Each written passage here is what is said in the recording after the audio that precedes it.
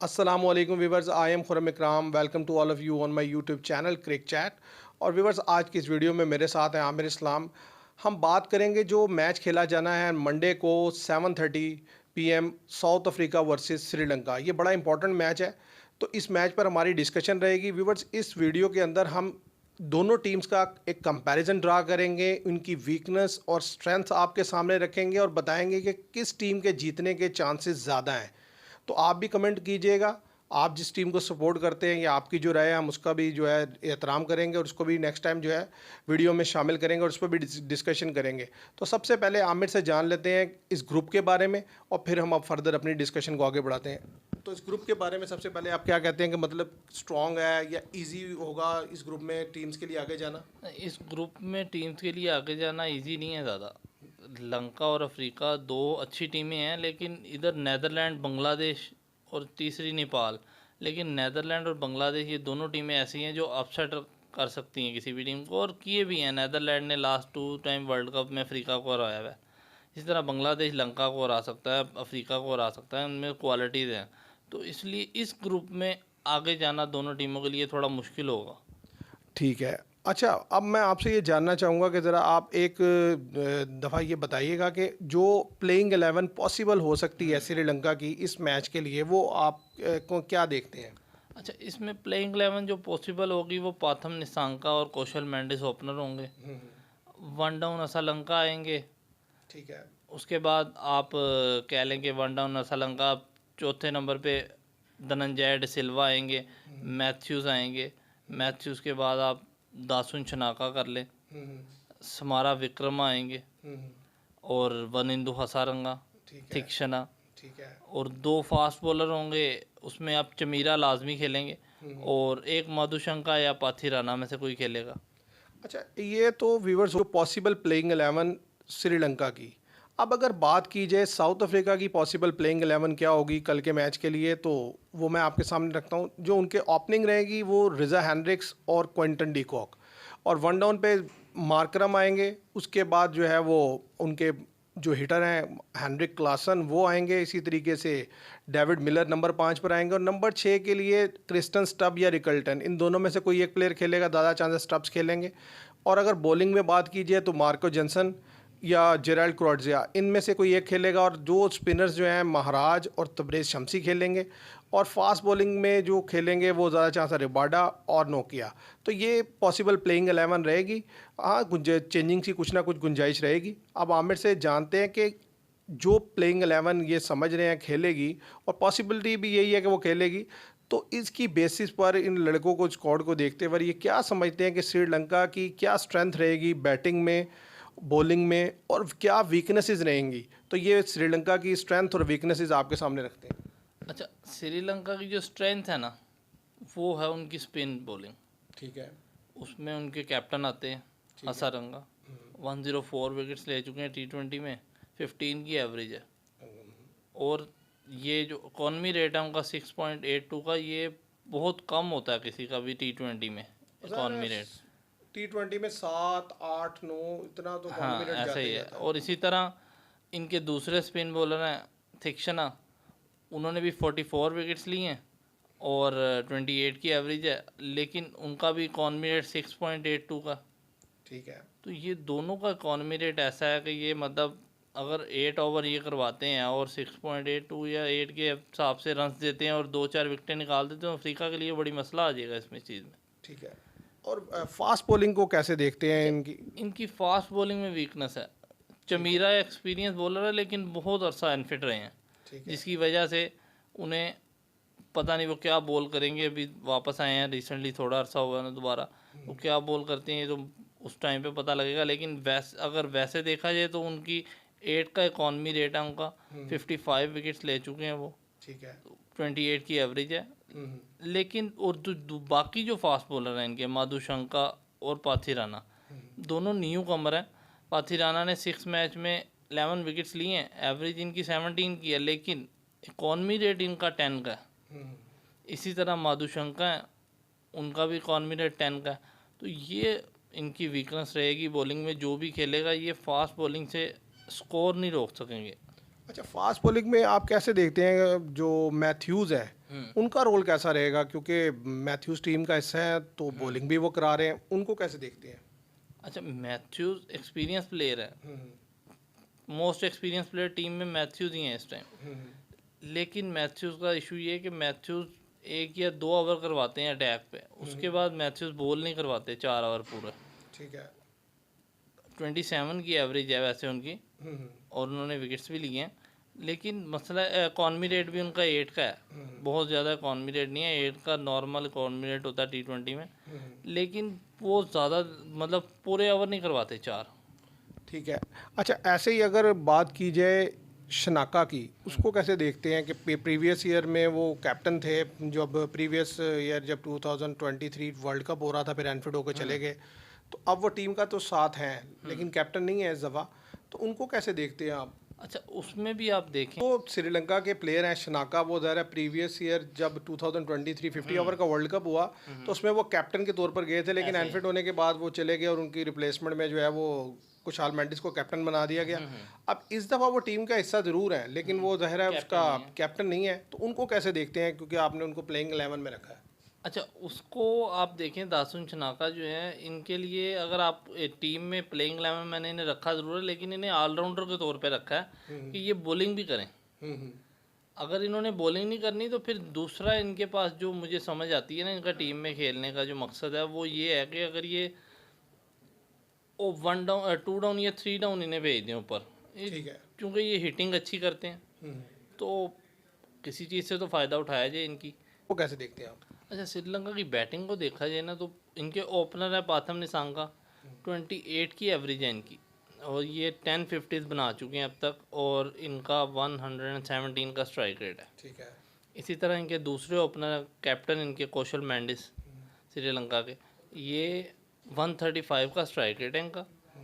इनकी 25 की एवरेज है, 14 50s बना चुके हैं, लेकिन ये 135 का जो स्ट्राइक रेट है ये श्रीलंका की टीम में सबसे बेहतर स्ट्राइक रेट है प्लेयरों के लिहाज से। ठीक है। उसके बाद आप थर्ड पे आएंगे समारा विक्रमा, तो उनकी 21 की एवरेज है, 2 50s बनाई हैं उन्होंने, और उनका 110 का स्ट्राइक रेट है। स्ट्राइक रेट बहुत कम है। स्ट्राइक रेट बहुत कम है, लेकिन बिल्कुल नए हैं, थोड़े से मैच खेले हैं, अभी कुछ कह नहीं सकते इनके बारे में। लेकिन धनंजय हैं आगे, एक्सपीरियंस प्लेयर हैं धनंजय, काफ़ी देर से टीम के साथ हैं, तो इनका भी 21 की एवरेज है, 3 50s बनाई है, लेकिन स्ट्राइक रेट इनका भी 117 का है। ठीक है। इसी तरह आगे आते हैं मैथ्यूज़। मैथ्यूज़ की 28 की एवरेज है, मैथ्यूज़ की 28 की एवरेज है, इन्होंने 6 50s बनाई हैं, और इनका स्ट्राइक रेट 120 का है। इनमें दूसरा हाईएस्ट स्ट्राइक रेट जो है वो असलंका का ठीक है, 126 का स्ट्राइक रेट है उनका। इसी तरह उनकी एवरेज 25 की है, और उन्होंने 4 50s बनाई हुई हैं इस टाइम। ठीक है। तो यानी कि आप इनकी जो स्ट्रेंथ, जैसे आपने कहा स्पिन बॉलिंग रहेगी, तो वीकनेस ज़्यादा है इनकी बैटिंग बैटिंग, और इनकी फास्ट बॉलिंग। अच्छा, वीकनेस इनकी बॉलिंग के साथ बैटिंग इस तरह है कि बैटिंग में प्लेयर बुरे नहीं है ज़्यादा, लेकिन उनके स्ट्राइक रेट बड़े कम है। तेज़ खेलने के लिहाज से, यानी कि T20 के लिहाज से थोड़े अनकंफर्टेबल प्लेयर। अच्छा, इनके की फैक्टर क्या समझते हैं कि आप कौन से प्लेयर आप समझते हैं कि इनके की फैक्टर हो सकते हैं मैच में? अच्छा, की फैक्टर इनके जो प्लेयर हो सकते हैं मैच में वो हैं कौशल मेंडिस, समारा विक्रमा नए हैं, कम स्ट्राइक रेट है, लेकिन मुझे अच्छा लड़का वो अच्छा लगा, बैटिंग उसकी अच्छी है। उसके बाद तीसरे जो हैं वो असलंका हैं। ठीक है। ये 3 प्लेयर इनके की फैक्टर हो सकते हैं। ठीक है। अब मैं आपके सामने रखना चाहूँगा कि साउथ अफ्रीका की क्या स्ट्रेंथ और वीकनेसेस हैं इस मैच के लिए और इस स्क्वाड के अकॉर्डिंग। तो सबसे पहले जो बात की जाए उनकी बैटिंग की, तो उनकी बैटिंग जो है मेन स्ट्रेंथ है, उसमें रिजा हैंड्रिक्स हैं ओपनिंग पर, उन्होंने 15 50 स्कोर किए हैं, 133 का उनका स्ट्राइक रेट है और एवरेज उनकी 32 की है। ऐसी ही बात की जाए दूसरे opener de Kock, most experience players में से हैं साउथ अफ्रीका के, उनकी भी एवरेज 32 की है, उन्होंने 114 50 स्कोर किए हैं और उनका जो स्ट्राइक रेट है वो 138 का है। और असल जो प्लेयर आते हैं उनके नीचे वो आते हैं मार्करम इतने इन फॉर्म नहीं है इस वक्त, लेकिन 150 का उनका स्ट्राइक रेट है वो मार्करम का, और 38 की मार्करम की एवरेज है, और 9 50s मार्करम बना चुके हैं। और अगर बात की जाए हेनरिक क्लासन की, तो इस वक्त वर्ल्ड में सबसे मोस्ट डेवस्टेटिंग बैटर्स में अगर कोई कंसिडर हो रहा है तो वो हेनरिक क्लासन है। वो स्पिन के अगेंस्ट तो बहुत ही एक्सीलेंट है। अभी तक उन्होंने अगर रिकॉर्ड की बात की जाए तो उन्होंने 450 स्कोर किए हैं, लेकिन असल चीज़ है उनका स्ट्राइक रेट 147 का उनका स्ट्राइक रेट है। ऐसी बात की जाए डेविड मिलर की, वो नंबर 5 पर आते हैं, उनकी 34 की एवरेज है, 145 का उनका स्ट्राइक रेट है और वो 200 और 650 बना चुके हैं। और क्रिस्टन स्टब्स ये नए प्लेयर हैं, लेकिन इनकी जो की फैक्टर है वो है उनका 150 का स्ट्राइक रेट। अब अगर बॉलिंग की बात की जाए साउथ अफ्रीका की, तो बॉलिंग में मैं देखता हूँ विवर्स, उनकी जो बॉलिंग स्पिन बॉलिंग है वो बेहतर है। यानी कि ऐसा फर्स्ट टाइम मैं देख रहा हूँ कि साउथ अफ्रीका की स्पिन बॉलिंग को मैं उनकी फास्ट बॉलिंग से बेहतर रेट कर सकता हूँ।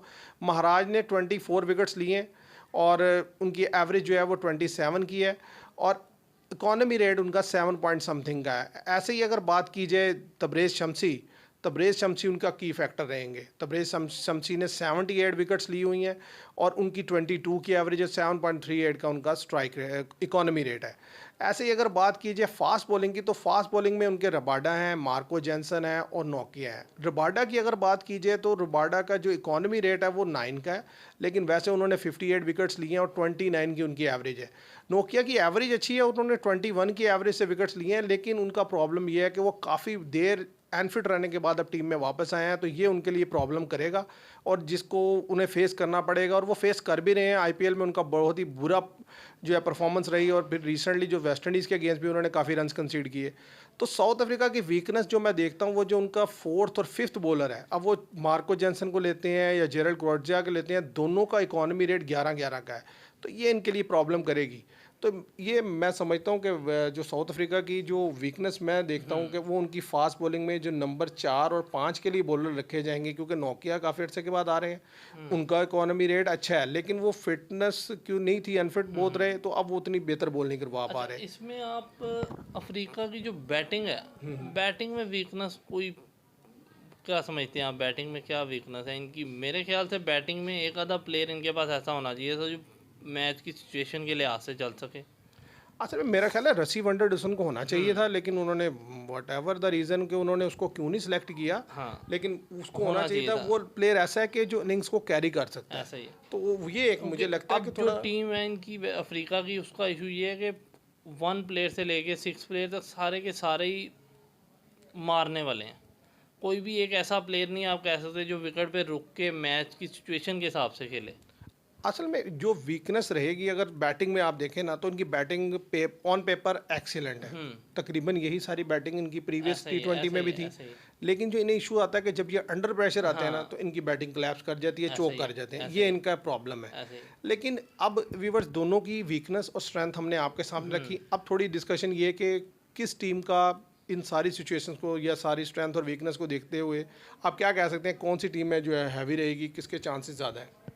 अच्छा, इसमें क्या कहते हैं, चांसेस ज़्यादा अफ्रीका के ज़्यादा चांसेस हैं, क्योंकि अफ्रीका दोनों साइडों में हैवी है लंका से। लंका स्पिन अटैक में आप कह सकते हैं कि अफ्रीका से हैवी है, लेकिन जिस ग्राउंड में मैच है उस ग्राउंड की जो हमने ये लास्ट वार्म अप मैच में सिचुएशन देखी है इंडिया और बांग्लादेश के मैच में, तो वो तो फास्ट को मदद दे रही है और तेज़ हवाएं चल रही थी वहाँ पे उस टाइम भी, मैच के दौरान भी। और अगर यही कंडीशन रहती है तो फिर लंका के लिए बड़ा मसला आने वाला है, क्योंकि अफ्रीका के पास फास्ट बॉलिंग भी बहुत जानदार है और अफ्रीका के पास फास्ट बॉलिंग का भी इशू, लंका के पास फास्ट बॉलिंग का भी इशू आएगा। अफ्रीका के पास ये तो है, बॉलर तो है फास्ट, हाँ उतने वो इनएक्सपीरियंस है, कुछ उन्होंने इकोनॉमी रेट इतने अच्छे नहीं है, लेकिन हैं तो अगर उन्हें कंडीशन फेवरेबल मिलेंगी तो ज़ाहिर है वो तंग करेंगे।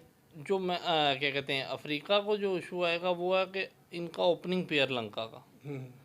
आपने वर्ल्ड कप में भी कौशल मेंडिस की इनिंग्स देखी होगी अफ्रीका के खिलाफ, 75 या 76 किया था उन्होंने 36 बॉल्स पर। ठीक है। वो इस तरह के प्लेयर हैं कि वो गेंद में उछाल होगा तो वो मारेंगे, वो नहीं रुकेंगे वो तो। और लेग स्टम्प पे बेहतरीन प्लेयर हैं लेग स्टम्प के वो, ठीक है। अगर ज़रा सा उछाल के गेंद दी तो वो मारेंगे, वो नहीं रुकेंगे। ये इन्हें थोड़ा ओपनिंग पेयर अगर इनका थोड़ा अड़ेगा तो ये तंग करेगा अफ्रीका को। अच्छा, आप किस तरीके से रेट करते हैं कि मतलब यानी कि कितने % चांसेस रहेंगे कल के मैच में साउथ अफ्रीका के विन के? अच्छा, साउथ अफ्रीका के विन के चांसेस तो कल के मैच में 70% है, ठीक है। लंका के चांसेस 30% है। बस मैं भी आमिर की इस बात से इत्तेफाक करता हूँ कि ज़्यादा चांसेस यही हैं कि साउथ अफ्रीका ये मैच विन करेगा। सिर्फ एक सिचुएशन ऐसी है कि अगर लंका किसी ना किसी तरीके से रन्स बना लेता है तो फिर वो साउथ अफ्रीका को अंडर प्रेशर कर सकता है, क्योंकि साउथ अफ्रीका का ये प्रॉब्लम है कि जब वो चेज में जाते हैं, प्रेशर आता है तो वो क्लैप्स करते हैं। ये एक सिचुएशन है, अदरवाइज मैं भी यही समझता हूँ कि साउथ अफ्रीका को ये मैच इजीली विन करना चाहिए। ऐसे ही अगर रन्स कर देता ना लंका पहले खेल के, तो फिर लंका के पास स्पिन अटैक ऐसा है कि वो अफ्रीका को गिरा सकते हैं। हाँ, लेकिन मेरा ख्याल है फिर भी इतना ज़्यादा प्रॉब्लम नहीं होना चाहिए, क्योंकि जिस लेवल की डिफरेंस है बैटिंग का, हाँ, और हाँ, जिस ऐसे ही क्वालिटी के बैटर इस टाइम साउथ अफ्रीका के पास हैं, और इवन कि आप देखें कि जो एक्स प्लेयर्स हैं वो भी साउथ अफ्रीका को बड़ा हाईली रेट कर रहे ऐसे ही है हैं साउथ, टूर्नामेंट में। क्योंकि एक्स प्लेयर्स भी आप देखें ना, इनकी परफॉर्मेंसेस देखें ना इनके सारे प्लेयरों की, मतलब क्लासन और मिलर दोनों इनफॉर्म प्लेयर हैं। ऐसे ही है। ठीक है, उसके बाद आप आ जाए मार्करम, मार्करम भी इनफॉर्म प्लेयर है। मार्करम ने थोड़े मैच ही खेले हैं आईपीएल में, लेकिन बेहतर रन्स किया उन्होंने, हाँ, बहुत शुरू ज़्यादा में रन बेहतर नहीं थे, कर बाद सके। में इतना नहीं चले। हाँ, वो बीच में अनफिट भी हो गए थे, टीम में काफ़ी देर खेले थे, क्योंकि 4 या 5 मैचेस में अनफिट होने की वजह से नहीं खेल सके। तो इनकी टीम अगर देखिए तो बैलेंस साइड है, दो बॉलिंग बैटिंग के लिहाज से बैलेंस साइड है, तो इसलिए इन्हें हाईली रेट किया जा रहा है, और ये ज़्यादा चांस है कि लंका को इजीली मारेंगे। तो व्यूअर्स, इस डिस्कशन को मैं उम्मीद करता हूँ कि आपने एंजॉय किया होगा, और ये इन्फॉर्मेटिव भी रहेगी आपके लिए। तो हमारे जो यानी कि हम जो समझते हैं दोनों के, यानी कि साउथ अफ्रीका को ये मैच जीतना चाहिए और इजीली जीतना चाहिए। अब देखते हैं जब कल मैच होगा तो किस तरीके का खेल खेला जाता है। तो मैं उम्मीद करता हूँ आपको हमारी ये वीडियो पसंद आएगी। वीडियो पसंद आए तो लाइक कीजिएगा, शेयर कीजिएगा और कमेंट कीजिएगा, और आप अपनी ओपिनियन दीजिएगा। अगर आप हमारी ओपिनियन से एग्री करते हैं तब भी, और अगर डिसएग्री करते हैं तब भी, हम इसको ज़रूर नेक्स्ट टाइम डिस्कशन में शामिल करेंगे। Thank you very much.